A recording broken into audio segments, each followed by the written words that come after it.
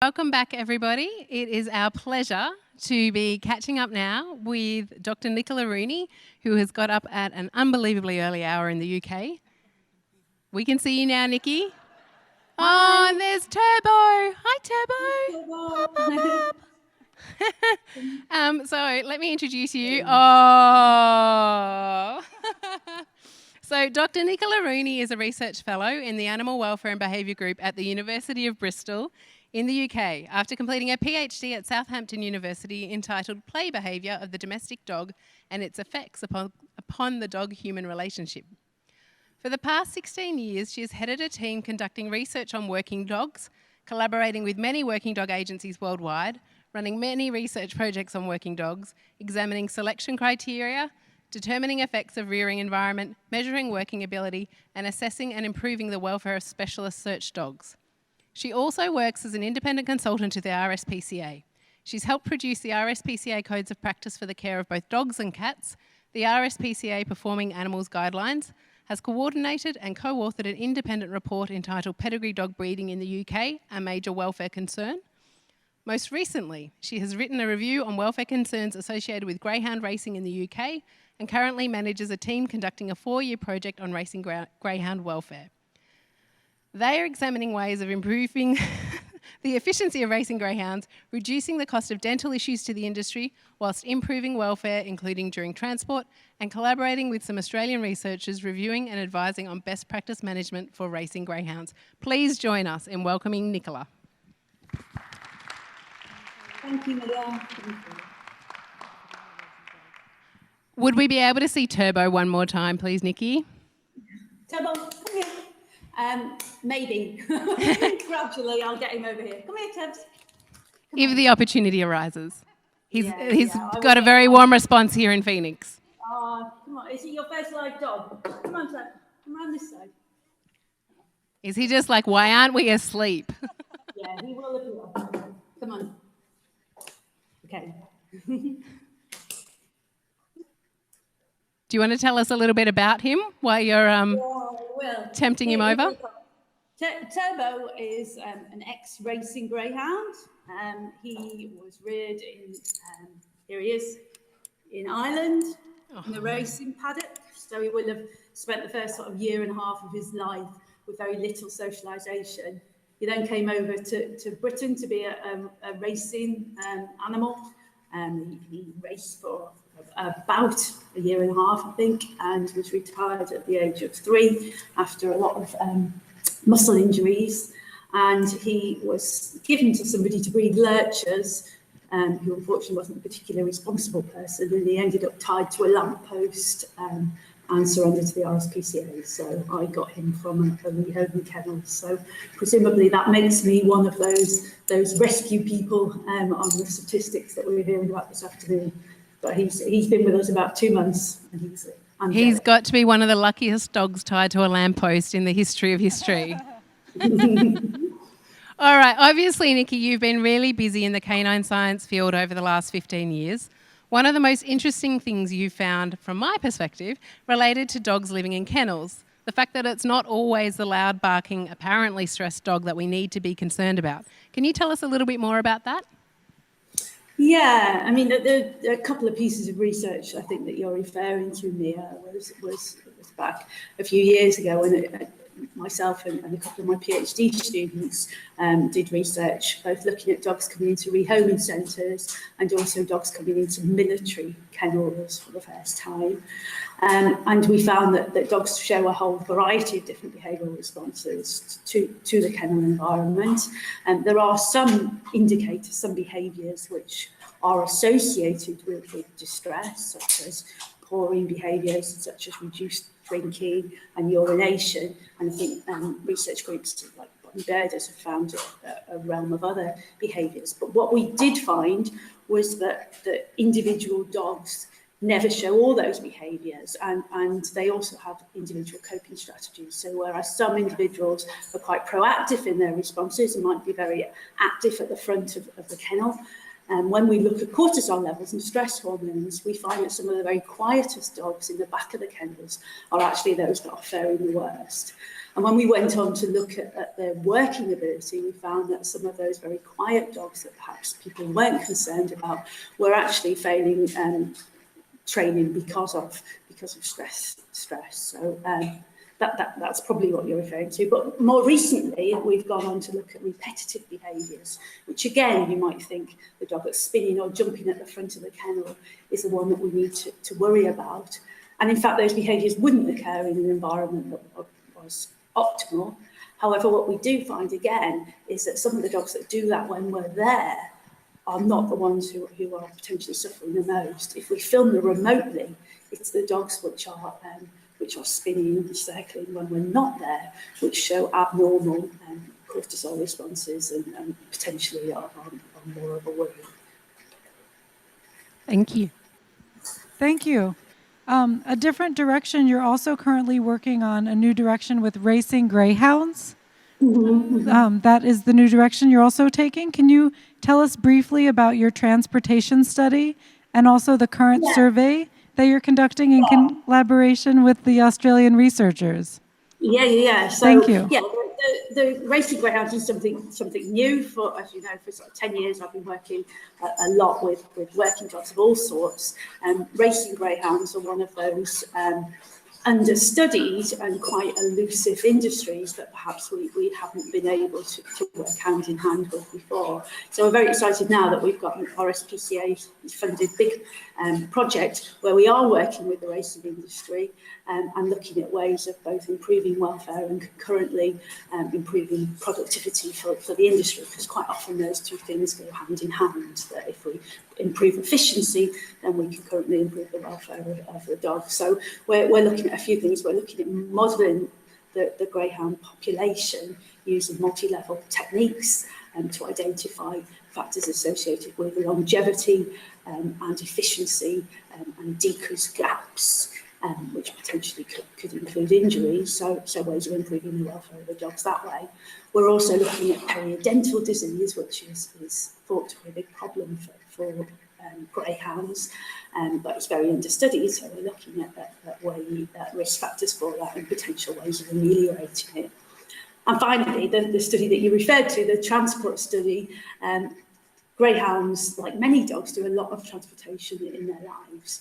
And as we've already seen today, research on dogs lags behind that of other species. And whereas there's been a lot of research for livestock identifying factors associated with a favourable transport environment, and for example, we know whether animals are more stressed going forwards or sidewards. For dogs, we really don't know that sort of thing. So we're delighted that we're now actually adding to the evidence base and looking at how dogs do respond to transport to hopefully be able to identify what is the optimal way of transporting them. And we're currently doing many surveys, but also following transportation of dogs long distance from Ireland in the current study. And I think you finally asked me about the Australian study, which again is really exciting. This is something completely different. The Working Dog Alliance in Australia have been really great in securing a revolutionary piece of research, I think. It's been commissioned by the greyhound industry in New South Wales in light of some negative media coverage, but they've really taken a proactive approach of trying to add science and evidence base and moving forward. So the Working Dog Alliance, which includes La Trobe University and Sydney University and ourselves at Bristol, have been commissioned to do some research where we're reviewing training methods and rearing practices which are relevant to racing greyhounds. As I mentioned, for Turbo, he was raised in a paddock with very little socialisation, which obviously is a challenge now he's in a home or an office environment as he is now. So we will be reviewing and adding science and knowledge to how perhaps that can be improved. But concurrently, we are carrying out a survey where we're asking the opinions and perceptions of people in the industry, but also anybody with a general interest in greyhounds or dog welfare. And there is a survey which is currently online.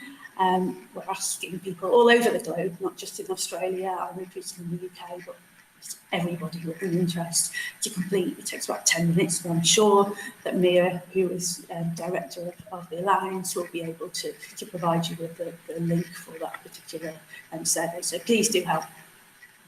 Thank you, Nikki. Now, this is, I guess, another way we would... Got a little bit of feedback. There we go. I think I'm better. We were speaking earlier, you might have seen, with Jim Ha about collaboration around the world, and it's kind of another way of fitting into this theme of dogs around the world, because there's also dog researchers around the world, and the strength of us being able to liaise from Australia with you in the UK and I guess access another population of racing greyhounds to be able to include in this study is something that's a real strength, and something that I think as researchers we do pretty well. You've been involved with some other collaborations, obviously, and one of the things we were interested to hear more about was your latest work with the hypoglycemia detection dogs. Could you give us a bit of a brief summary of recent findings and the future directions you'd like to investigate there? Yeah, again, a completely different working dog, but something really exciting again. As I think it's been mentioned earlier on today, dogs are increasingly being trained for different uses, including medical uses. And there's charities, I think you've got several in America, but the first one in the UK was medical detection dogs. They started training dogs to work with people with diabetes. There is evidence that, case studies that individual dogs respond to changes in blood sugar levels of people. And on the basis of that, charities have started training dogs to work with people. However, up until recently, there's been no research documenting what they can actually do. The dog is trained to work with somebody who has very brittle diabetes, which is very life debilitating. I hadn't realised before I started this project, and I was really privileged to do it, just how much their lives are affected. And the dog is trained to respond when the blood sugar is lower or go higher in order to try to control the blood sugar within reasonable limits that mean that the person can function far more normally.